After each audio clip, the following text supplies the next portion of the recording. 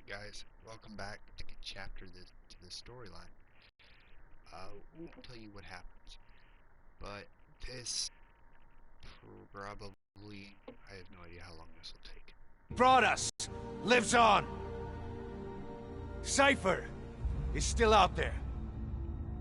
We know they've planted spies, parasites among us. Watch the man to your left, to your right. Assume nothing. Report everything. From here on out.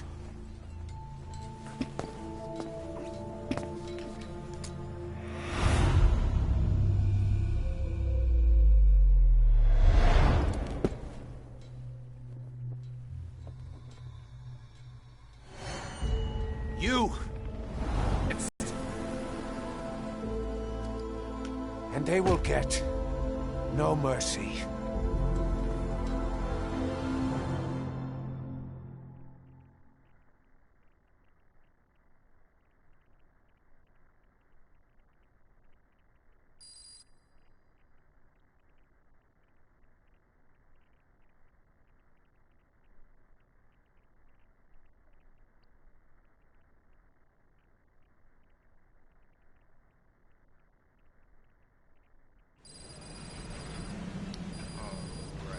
Even with Skullface dead, we need more strength.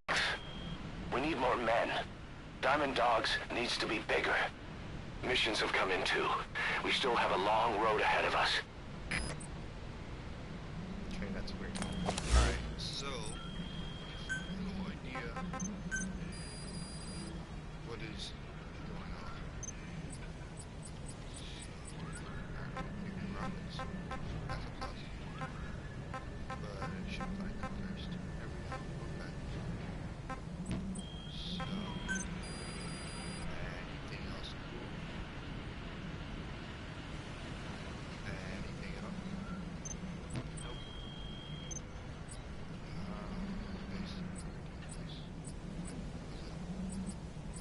I read that.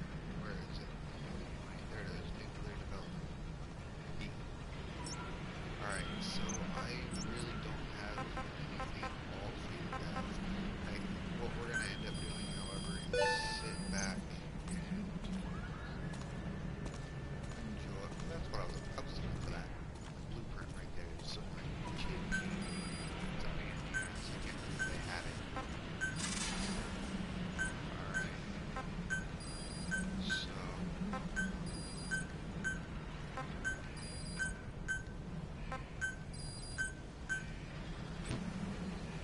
okay, I really don't have anything for you guys this time. However, I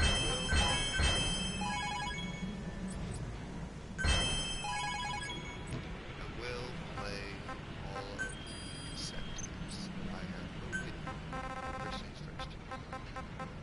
Listen to the Father. Is this the song? In the deepest night. This is the song that I just played.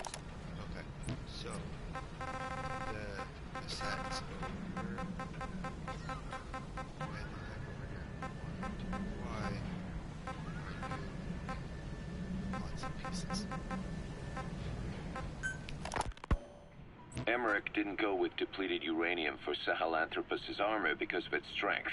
He had nukes in mind. Exactly. It's meant to use its body as the fuel component for a nuclear weapon. Sahelanthropus uses built-in uranium enrichment archaea to melt its own body and extract uranium-235 from the depleted uranium in its armor. Those archaea perform the enrichment in an extremely short time. The concentration jumps by a factor of several hundred, from 0.2% to over 90%. The end result being highly enriched weapons-grade uranium. Sahelanthropus' body itself becomes a nuclear bomb. Emmerich says if it were to self-destruct, the nuclear yield would be somewhere in the region of 15 kilotons. Since you need about 50 kilograms of highly enriched uranium to trigger a nuclear reaction, that would mean Sahelanthropus contains something like 23 tons of depleted uranium. That's not very much. No, it isn't. That's about what you'd expect to find in a main battle tank's armor. The point is, it can be transported anywhere, even use its conventional weaponry on the battlefield, and the international community will never suspect a thing. I just received word from the R&D team and the transport team out of Afghanistan. They finished installing Sahelanthropus on the base. It's ours now. All right. Don't let any of the staff touch that thing. Especially Emmerich. Of course. That guy's crush on Sahelanthropus is beyond a joke. Guess he really wants to see his tech stand on its own two legs this time. That's not gonna happen. I know it. So you've got no plans to make it operational again? Damn right. Boss, I want to hear it straight from you. Hear what? What the hell do you want with that thing? The drive is busted. It's not like it has a nuke on board. Even if the metallic archaea could turn it into a nuclear weapon, all it can do is self-destruct. Sahelanthropus just isn't a weapon anymore. It'll draw unwanted attention without even being a deterrent. I know. The weapon's development strut sank 2 feet under that thing's weight. That's 1 year's drop in a single night. We've started on reinforcing the strut, but there's no guarantee it'll hold up if a storm hits. I know that too. Boss, why keep it? It's a mark. Us Diamond Dogs, we don't have a country to call home. That means we have no past, nothing to prove that we lived. Every one of us threw it all away when we came here. Sahelanthropus is a symbol to show that the likes of us brought at least one crisis to its end. A mark in history. So we can't just fade away. It's of no practical use to us. But we still need it. A symbol of what we've done. I'm glad I sounded you out on this. Snake, on behalf of all of us, I want to thank you.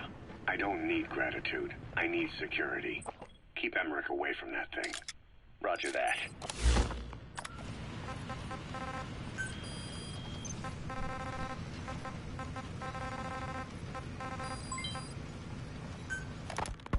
You said that the nuke Skullface was trying to spread around the world were equipped with a failsafe. Something that could shut them... He needed a guarantee that a buyer wouldn't simply turn the weapons back on him. So how can they be stopped? The criticality trigger. That is, any attempt to dismantle it causes it to melt in seconds, using the corroding archaea. The design ensures that no detonation is possible unless he disengages the lock. So he had a way to disengage it remotely. Precisely. The client simply presses a button. At that moment, the detonator begins transmission with a surveillance satellite. The satellite reports to him how the client is trying to use the nuke. If he does not object, the lock is disengaged. But if it's a risk to him in any way... The detonator melts down. The same is true if detonation does not occur within a preset time after the lock is disengaged. The nuke is rendered useless. Who the hell would buy something with strings attached like that? The client would never know until the moment they actually try to use it. Most likely, he would have explained the time delay as the detonators needing time to activate. And he only intended to sell to technologically primitive groups in the first place. Let me guess. He'd claim it was defective and offer a replacement. Shadier than a used car salesman. Skullface shakes your hand like a friend, using the other to control you like a puppet. This is how he works. You guys probably can't see anymore, but I don't think that should really matter. All you're doing is listening. Code Talker. Haven't seen you eat a single thing since you got here. Let me guess. Photosynthesis? Oh? What makes you say that? Well, a long time ago, I knew someone with a similar ability. Well, you are correct. Most of my body is covered with parasites. I supply them with water, and in return, I receive sugars they produce when exposed to light. It isn't just my skin either. The parasites also act as my eyes. They have replaced many of my internal organs as well. It is thanks to them that I live on after over a century. How did you obtain them anyway? through your research? I would like to say as much, but there is more to it than that. Let me take you back 20 years. I had hit a dead end with my parasite research. Then I was approached by a foundation. They said they had a sample of an unusual strain of parasite. Which foundation? Apparently, they had links to ARPA. But that is all I learned. I was somewhat ignorant of the ways of the world. Just being able to study it was enough for me. Yeah, I've heard that before. Go on. Half in doubt, I visited them to discover the body of an old man. Well, to be precise, his partial remains. A collection of parts, you could say. The man had died in an explosion. An old man, you say? His flesh had not decomposed. In fact, the tissue's cells were still metabolizing. The parasite had infected, or should I say assimilated with, the tissues, and was keeping them alive. I became obsessed with studying the body parts, foregoing food and even sleep. Every day was filled with new discoveries. The parasite's biology, internal anatomy, life cycle. But there was only so much I could learn through observation. And so I made a decision. To truly know the parasites, I had to live with them. So, you implanted them inside you from the dead man's flesh? Correct. It was quite a gamble, whether or not they would adapt to me. But fortunately, it appears I was compatible with them. Or perhaps, through my many years of research, my immune system learned to tolerate them. Were they that body's only parasite? Yes. However, there was a separate specimen that supplied its host with adrenaline in response to pain, and yet another that could control insects at will through secreting heterogeneous pheromones. I wanted exposure to them, to take them into me, but my wishes were denied. Their records, though, provided clues that helped advance my research. Would you care to join me? A life spent never worrying about food is a most wonderful one. I think I'll pass. But thanks. This has been helpful.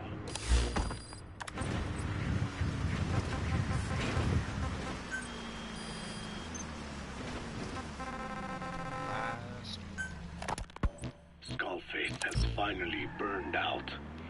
The world is rid of his existence at last. Was he still alive? You could say that. But you could also say he'd been dead for decades. What's that supposed to mean? Biologically speaking, it's hard to say how much was his life. Side effects from the treatment? No, the primary effect. Keeping a dying host alive as long as possible. That is the whole point. But in the end, he grew too dependent on his children. As if he had any other way to keep on living. He first underwent parasite therapy before the Soviet Union became his home. His body was horribly burned. Fire washed across his thin young frame and stole his skin and his throat, even his lungs. Only through repeated therapies could the parasites keep him alive. Most of his life became something the parasites gave to him. And then he lost the ability to die. That is correct. The parasites live on past the host's death, still aiding cell composition. At that stage, there is no way to extract them from the host cells. There is no way of knowing when the last cell of Skullface's body would die. The only choice was to burn the whole thing. And his children, along with it. And I am one to talk. When my life is snuffed out, I expect you to treat my body the same way. And when I burn, I will truly be one with my children for the first time. You say there were 3 English vocal parasites. According to Skullface, yeah. Skullface had 2 of the English strain with him. You burned both of them. There was an oil fire. I tossed him in. So that just leaves 1. And you tell me Skullface said he used it. He said it was very close to me. Very close. One of your comrades. Or someone ordered to kill you. Or he could have been speaking metaphorically. Metaphorically? Close to your spirit. Close to your heart. Someone who either loves you or despises you. The second one makes a long list. Whichever it is, act with caution. Skullface implanted someone with the English language strain. Who it is irrelevant. Why? I tell you what Skullface really meant. Very close to you means you will be exposed. All the infected here have been given the Wolbachia. Even if the vocal cord parasites infect them now, they cannot reproduce. But if there's a different host among us, host to the English strain. If that were the case, we'd see the symptoms. What about the non-English speakers? We have plenty of those, but the staff use English as a common language. But if that someone has not spoken English yet, and begins to speak it now, there'd be another outbreak. The final mating pair of the English strain must be found immediately. Skullface is gone, but his threat still remains. On this base, do you see what the final mating pair is? With him dead, those parasites are the stain he wished to leave upon the world. His thirst for vengeance. In their flesh. Think. Does anyone here bear a grudge against you? Who would target you, specifically? The ethnic cleansers that Code Talker mentioned, they weren't Skullface's true goal. All we have is circumstantial evidence, but here's my theory. It was Cypher who started developing the vocal cord parasites as bioweapons, parasitic weapons, and Africa was the testing ground for them. As Code Talker said, their purpose is the ethnic cleansing of only those who speak a particular language. So they could do a weapon of mass destruction to eradicate specific groups, races, ethnicities, or colonies by the language they speak. Or a kind of absolute language control. Or maybe a tool for those arrogant fools to build some misguided utopia. I could see plenty of uses for them. However, in practical terms, they wouldn't be as dangerous as you'd think. Counteracting the parasites is easy, after all. Cut them out of your throat to save your life, or just don't talk. That also prevents the infection from spreading.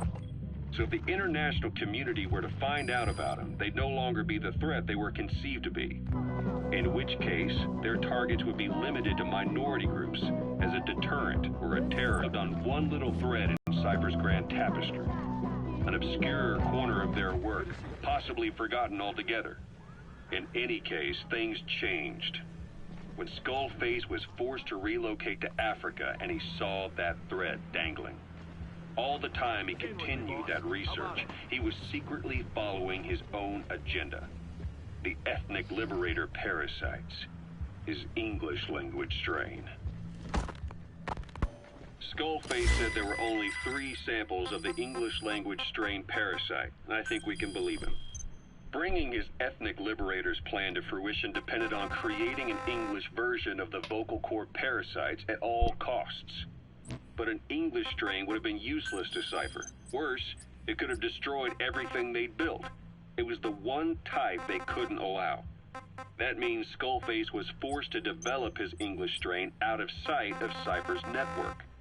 Naturally, he couldn't use the greenhouse facility Cypher had set up and filled with guinea pigs.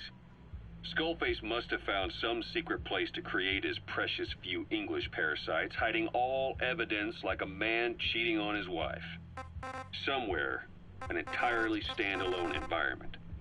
And when his plan entered its final phase, he must have made the place disappear. Some little room, could be anywhere, but now nowhere at all. We'll never know where he did it, but to elude Cypher's surveillance, it couldn't have been big. I believe Skullface was telling the truth. There were only ever 3 samples of the English language strain. Why activate Sahelanthropus in Afghanistan? This is how Skullface wanted things to play out. The Soviet Union secretly develops a new type of nuclear weapon and successfully deploys it in Afghanistan.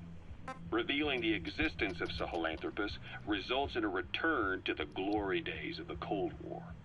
The threat it poses reignites the nuclear arms race between the world's major powers. The demand for nuclear weapons increases around the globe. What if you then introduced a nuclear weapon anyone could get their hands on? Non-nuclear nations, militant groups of all shapes and sizes, they'd all jump at the chance. Sahelanthropus was a marketing tool to sell nukes all around the world. But I think it's safe to say that plan was stamped out before it got up and running. The world's intelligence agencies never did turn up anything conclusive on it. After all, Sahelanthropus vanished before word could spread. Everything that's happened is already a fading memory, never to join the pages of history. Except for Cypher. Cypher won't forget. They'll already be working on something, quietly, beneath the surface. They'll use the pieces of data scraped together from this incident to build their own bipedal weapon. It'll take them a long time to complete it, but for now, the greed sector have found their new life's work. We'll have to be ready too.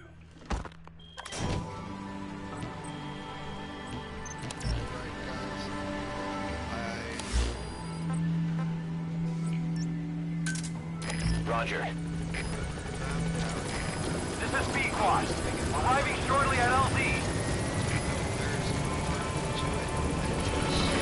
This is B-Quad.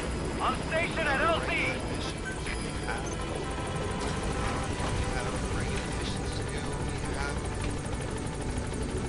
Lots of regular missions. Missions that are just there. We'll take our time.